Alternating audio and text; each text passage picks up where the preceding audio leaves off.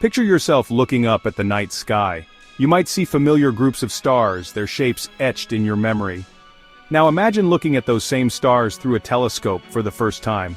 Suddenly you see a breathtaking expanse of celestial objects, their details sharper, their brilliance magnified. This change in perspective, this revealing of hidden wonders, is at the heart of Russian formalism. Emerging in Russia in the early 1900s, Russian formalism changed how we understand and analyze literature. Like astronomers peering into the cosmos, these literary pioneers wanted to uncover the underlying structures and mechanisms that make literature special. They shifted their focus away from the traditional emphasis on historical context or authorial intent. Instead, they turned their attention to the text itself, exploring the intricate ways in which language, form, and structure create meaning. This emphasis on form over content marked a radical departure from previous literary theories. It was like taking apart a clock to understand its inner workings, rather than simply admiring its outward appearance. The formalists believed that by closely examining the nuts and bolts of literature, the literary devices, the arrangement of words, the interplay of sound and rhythm, we could unlock a deeper appreciation for its artistry and impact. At the forefront of the formalist movement stood Viktor Shklovsky, a literary critic known for his sharp wit and groundbreaking ideas. Shklovsky introduced the concept of defamiliarization or estrangement, ostranenie, a cornerstone of formalist thought. Imagine encountering an everyday object, a chair, a lamp, a toothbrush, stripped of its usual context and presented to you as something entirely new and unknown. This, Shklovsky argued, is the power of art. Defamiliarization, he believed, shakes us out of our habitual ways of seeing. It forces us to pay attention, to re-examine the world around us with fresh eyes. By making the familiar strange, literature reawakens our senses and allows us to perceive the world in all its complexity and wonder. This technique can be seen in the works of countless writers, from the surreal imagery of Franz Kafka to the disorienting narratives of Jorge Luis Borges.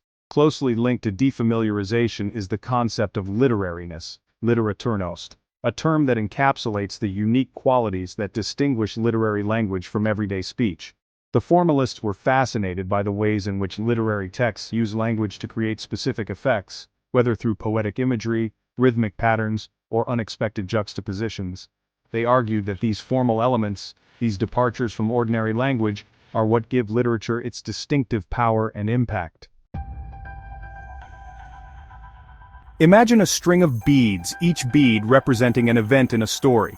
Now imagine those beads strung together in a particular order, some clustered close together, others spaced further apart. This arrangement, this deliberate structuring of events, is what the formalists called the plot, sujet. But beneath the surface of the plot lies the fabula, the raw material of the story, the events in their chronological order. The distinction between plot and fabula highlights the formalists' emphasis on the active role of the writer in shaping narrative. It's not simply about what happens in a story, but how those events are presented, how they are arranged and manipulated to create suspense, intrigue, or emotional impact. Think of a detective novel, where the plot might jump back and forth in time, withholding information to keep the reader guessing. Or consider a film like Memento, where the fragmented narrative mirrors the protagonist's amnesia. By distinguishing between plot and fabula, the formalists provided a framework for understanding how writers manipulate narrative structure to create specific effects. They recognized that literature is not a passive reflection of reality, but a carefully crafted construction, a tapestry woven from the threads of language, form, and structure. Despite facing political pressures that led to its decline in the late 1920s, Russian formalism left a lasting mark on the landscape of literary theory. Like a supernova that continues to illuminate the cosmos long after its initial explosion, the ideas of the formalists continue to resonate, influencing later generations of thinkers and shaping the course of literary criticism.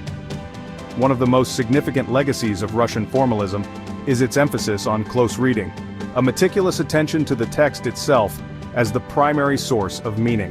This approach, with its focus on analyzing language, structure, and literary devices, became a cornerstone of literary studies, influencing movements like New Criticism and shaping the way literature is taught and studied today.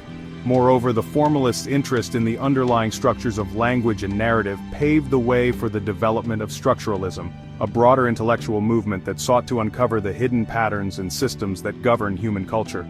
Thinkers like Roland Barthes, Claude Lévi-Strauss, and Michel Foucault, though working in different fields, all drew inspiration from the formalists' emphasis on structure and their belief in the power of close analysis to reveal hidden meanings. The influence of Russian formalism can be seen in a wide range of contemporary approaches to literature, from narratology, which focuses on the study of narrative structure, to deconstruction, which challenges traditional notions of meaning and authorship. While the formalist movement itself may have been short-lived, its legacy continues to inspire new ways of seeing, reading, and understanding the power of literature.